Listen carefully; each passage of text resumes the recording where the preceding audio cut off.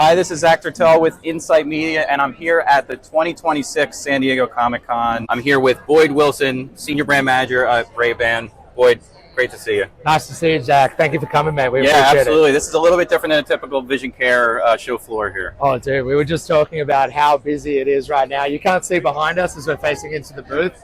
They're expecting somewhere between 130 and 140,000 people over the weekend. So unbelievable. Extremely busy. All right, so we're here to talk about the new collection with Ray-Ban and Star Wars. So tell me a little about this partnership with Star Wars and Ray-Ban. So it's been really exciting. This is the second year of our partnership with Lucasfilm and Star Wars. Originally in 2025, we focused on our more legacy pieces like Yoda, Darth Vader, Kylo Ren, and also the Rebel Alliance. They were great pieces.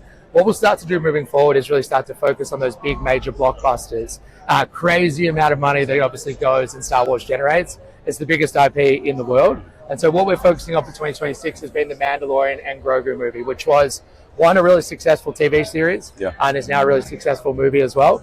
With some great legacy products across both our adults range and kids range as well. Great. Yeah, as you mentioned, there are adult styles and then there are kid styles for the 2026 collection. Can you tell me about the adult styles? Of course, and it's really nice to see them based off the characters to start. So obviously two amazing new iconic characters with the Mandalorian and also Grogu, and how we can try to bring that to life with some Ray-Ban detailing as well. So we have two major styles on adults. The first is going to be the Olympian 2. So it's going to be obviously very steel looking, very metallic looking like the Mandalorian character with the signet of the Mudhorn, which is obviously classic from both the show and the movie.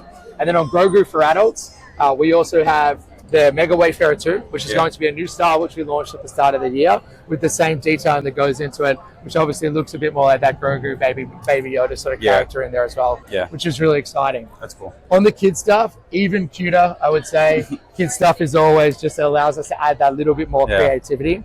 There's two sun and there's two optical styles, which we add in some of these really beautiful cartoons on the side here.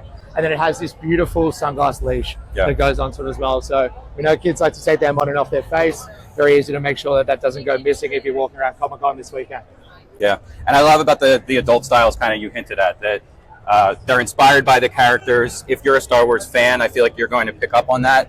Even if you're not, you might really like these styles because they don't scream Star Wars much like with the logos that you see for the kids styles. Exactly. They're subtle, but they're beautiful. And so for all your Star Wars fans, I think it's really exciting. They come in special edition packaging, which both has on the adult styles, the Mandalorian helmet and the Grogu face there as well. Has some special edition carding on the inside. So they are Ray-Ban, they are Star Wars, but as you said, Zach, they are also great serviceable everyday pieces for your regular consumer. Yeah.